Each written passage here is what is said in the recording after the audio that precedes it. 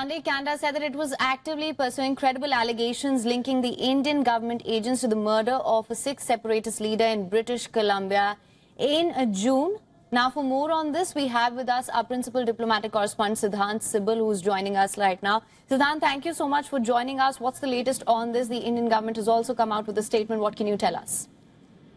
Well, the Indian government has strongly rejected the allegations by Canadian authorities. This is something of a very serious nature, and this is essentially the India-Canada relationship going to its worst. We know that there were, of course, a lot of issues in the relationship, but this is for the first time that the Canadian Prime Minister has leveled such an allegation. But India in its statement has said, first rejected what the Canadians have said. Secondly, of course, not only termed it as absurd and motivated, but also called out Canada on how the Canadian politicians have been openly sympathizing with the with the Khalistani extremists, and also how Canada is providing safe havens to Khalistani terrorists and extremists. That's the word used by the Indian government. Right. Khalistani terrorists and extremists, and essentially called on the Canadian authorities to take strong action against elements who have been involved in anti-India activities. Siddhant, do you see this, what has just come in from Canada, do you see this as a reaction to the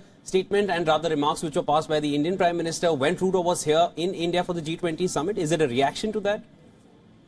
Well, this is something that has been ongoing. Now, this is not the first time that the Canadians have alleged this, but this is of a serious nature because, first, of course, the Canadian Prime Minister himself has made those remarks. Second, he has made those remarks inside the Parliament. Third, an Indian diplomat has been expelled, and this has been confirmed by the Canadian Foreign Minister. Now, in the past, when Nijjar, Khalistani extremist and terrorist, was killed, there were murmurs, and Canadian authorities have been saying that they were interference by the Indian side in Canadian politics.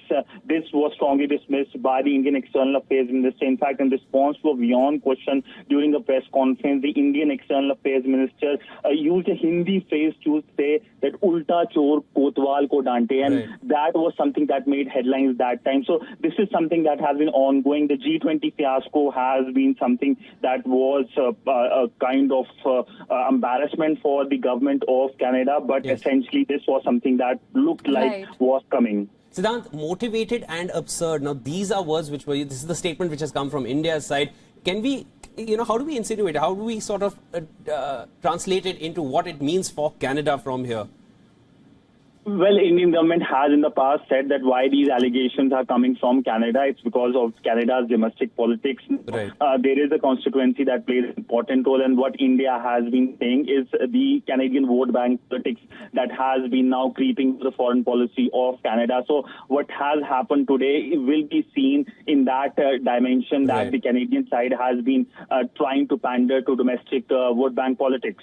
They're trying to gain some mileage domestically, right? Also, Siddhant, now, of course, as we mentioned earlier as well, they've said that they reject any attempts to connect the government of India to such developments. As Shivan mentioned, they've called it absurd and motivated. They've also urged the government of Canada to take prompt and effective legal action against all anti-India elements operating from their soil. What's your take on this? How do you see the situation unfolding going forward?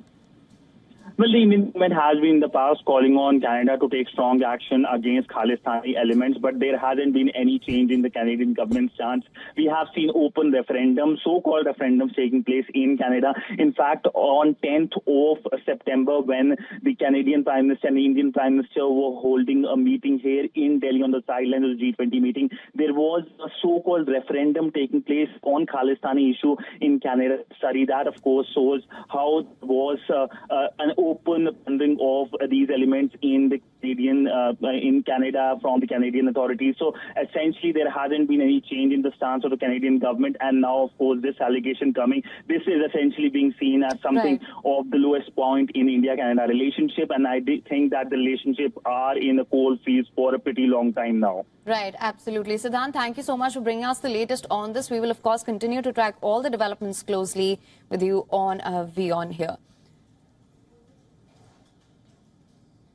WION is now available in your country. Download the app now. Get all the news on the move.